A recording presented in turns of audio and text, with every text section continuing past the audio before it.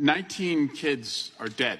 19 children are dead. And so to my Republican colleagues, I ask, who are you here for? Are you here for our kids, or are you here for the killers? Because if you were here for the kids, you would do all you could to protect the next school shooting that's about to happen. And we know what's going to happen in America. You would vote to raise the age on purchasing an assault rifle. You would vote to ban high-capacity magazines. You would vote to require safe storage. And you would vote to address ghost guns, which are ravaging communities across America. But if you're here for the killers, you would do everything to make it easier for the next school shooting to happen. And Mr. Jordan, to say we are trying to dramatically change the country, if trying to make sure that no more kids are put in the ground with a Superman coffin means dramatically change the country, guilty. That's why we're here. Kids are going in the ground today, and you call that trying to dramatically change the country.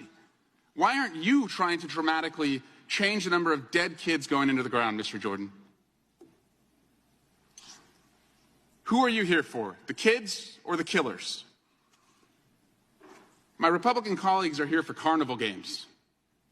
They say it's about mental health. Okay, we try and fund mental health, they vote against it. They say it's about schools. We try and fund the schools, fund the teachers. They vote against it. They say it's about policing. $300 million in the American Rescue Plan for community policing. They all voted against it. And they don't want to listen to the police. If they listen to the police, they'd listen to the major cities' chiefs who have called for background checks, red flag laws, banning bump stocks, and banning high-capacity magazines. My favorite, it's about the family. We need to address the family issues in America. But we don't want to help feed a family. We're going to make it harder for kids to live on food stamps. We don't want to help a family learn. We're going to go after teachers in America. We don't want to help kids go to college. We don't want to give them jobs. We're going to vote against the infrastructure and jobs bill. And then they say that laws don't work. But they have no problem crafting laws to take away a woman's right to make her own health care decision. That law must work. They have no problem going after laws to ban drugs. There's plenty of laws on the books to ban drugs. But no, it's all about the person. Laws don't work when you have evil in our country. That's what they tell us. And then they tell us that we're in a country where you have violent video games, mental health problems, schools that can't be secured, and too many gun-free zones. And their solution to that is to put more of the most dangerous weapons into that mix. That's insane. They're also out of touch with the overwhelming majority of gun owners in America.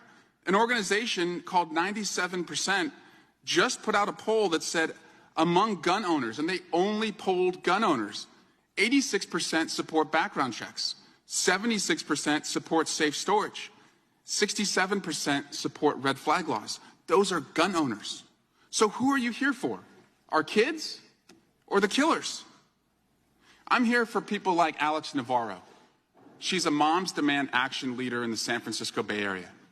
And last week, after I convened a meeting among my constituents and people like Fred Guttenberg and Dr. Joe Saccharin, an emergency room physician at Johns Hopkins, Alex Navarro told my constituents that her 6-year-old daughter, after Uvalde, after seeing the images behind me, said to her, "Mom, what picture are you going to use for me? What picture are you going to use for me?"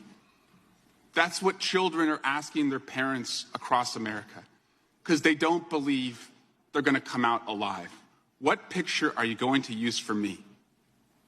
We're supposed to be the protectors. We're supposed to be here for the kids.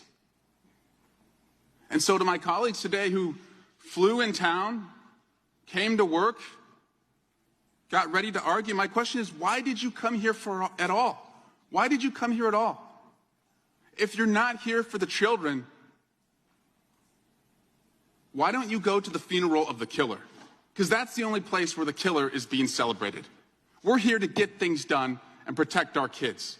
What's your job?